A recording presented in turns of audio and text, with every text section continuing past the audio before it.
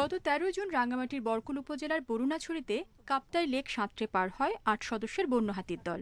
স্থানীয় এলিফ্যান্ট টিমের সদস্য মোহাম্মদ জাহাঙ্গীর ভিডিওটি ধারণ করলে সেখানে গোলাপি রঙের হাতি শাবকের উপস্থিতি পাওয়া যায়। পরে তা সামাজিক যোগাযোগ মাধ্যমে ছড়িয়ে পড়ে। স্থানীয়রা জানান, এর আগে কখনো এই রঙের হাতি দেখা যায়নি। যখন আমার বাড়ির পাশ দিয়ে হাতি যাচ্ছে, আমি ফার্স্ট ভিডিও করি। ভিডিও তো করার পর দেখতেছি একটা লাল কালারের গোলাপি কালারের একটা বাচ্চা।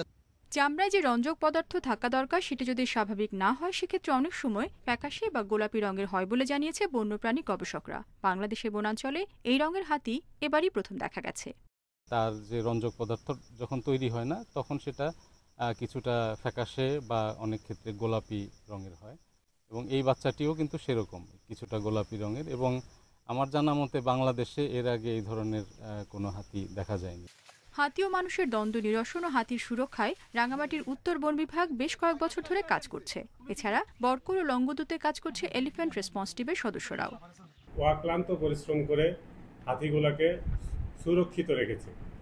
যে কোনো জায়গায় দুর্ঘটনা বা কোনো কিছু ক্ষয়ক্ষতি হলে তাৎক্ষণিকভাবে আমাদের সাথে ইআরটি সদস্যরা যোগাযোগ রাখে।